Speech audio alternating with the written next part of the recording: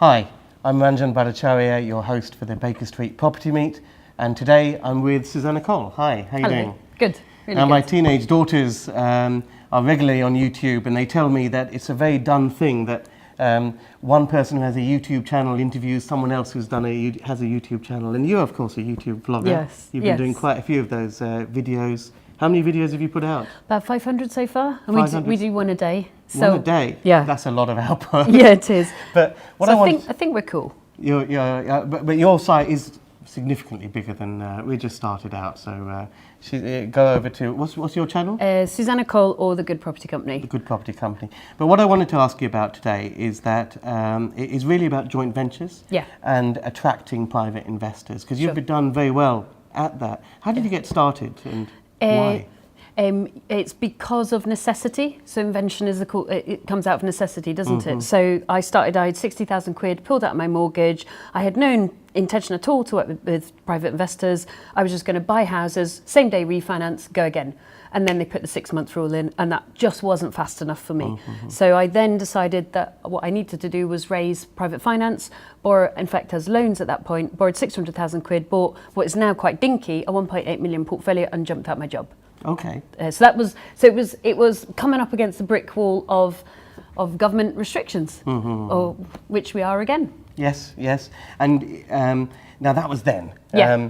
Now, increasingly, there's ever more regulation around what you can and can't do when you're trying to attract private investors. Yeah. Can you help us navigate the way through the maze? So if you want to ask a private investor to participate in one of your deals, Sure. what tips would you share with people? So this is obviously, like, I'm not a lawyer, I can't give you either legal or financial advice. This is just my own understanding from having taken that advice. Yes. From the 1st of January 2014, the kind of regulation, if you like, or the white paper 13.3 got introduced. I think it makes sense. And because what that is that's about a variable opportunity, which sounds terribly formal. Basically, if you do a buy to sell, I can do 45 pieces of research, which we do, but we don't actually know what the end sale price is going to be. We're pretty solid on what the refurb will be, and of course there's always a risk in that, uncover the roof or uncover some damp. But we are not the people buying at the end, therefore it's variable. Therefore... it's not a guaranteed return, is that what you're saying? Exactly. And so for those kind of situations where the end profit is variable, you've done a lot of research, you're pretty damn sure about it.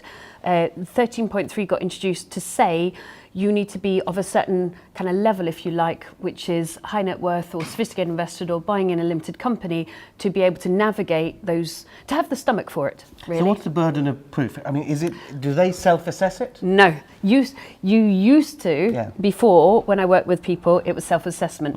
Now what we do is, and I think we've got it right, but obviously, take your own legal advice. You have to assess people once a year. You have to assess them either for high net worth, kind of for assets. So what is high net worth? 50 quid in the bank? No. It would be lovely, wouldn't it? No. It's $250,000 in assets, not in your own family home or your pension, or 100 grand income. And you have to assess that. So typically, my guys will usually have property. But that's not, of course, the end value of the property. That is the actual equity in the property. So we need to... So you have to gather that proof from your private investors. Yeah, and I have to be absolute. So so you gather that proof first of all. I mean, you might get folks from corporate who've got high-level earnings and there's a wage slip, but typically it's going to be property. And you obviously need to do your own evaluation of what the worth is, and then you need to make sure that A, they own it, which we have seen, and B, what the mortgage position is on it, so that you can really spell out that they are high net worth. And then you also need to just look at, is it a fair and reasonable proposition? Now, I would hope you're not going to offer anything that isn't a fair and reasonable proposition, but it's important just to spell out. So we do like a 10-page deal report with a lot of research, and that identifies that it's a well thought out proposition. And then the final thing, very briefly, is kind of looking at their personal situation. So an example, I think you and I talked about a while ago, there was an amazing guy with an amazing brain who'd taken a small photography company and gone nationwide. But unfortunately for him, his wife had very, very recently died. So even though his net worth and his brain power was completely there, really I felt that grief could have cloaked some decisions, and it wasn't fair and reasonable to propose a variable proposition during that period of grief. So So I think I was just erring on the side of caution, but I just think that's fair. That's something to take into account. Yeah. And also, I guess, the amount of their pot they invest Yes. with you. Do you have to take that into account? You don't have to, but what I prefer to do, particularly in the first relationship, and all the multimillionaire investors that work with me do this, it's 20%. So all the guys that are multimillionaires say, look, Suze, I've got like X million pounds, I'm going to divide it up 5 ways. I've never wanted to take more than 20% of somebody's pot, ideally, just because it keeps them feeling safe, it keeps the relationship lighter than if you took the whole lot. That's absolutely brilliant. And I think you'll agree with me that this is a skill that people have got to learn. Yeah.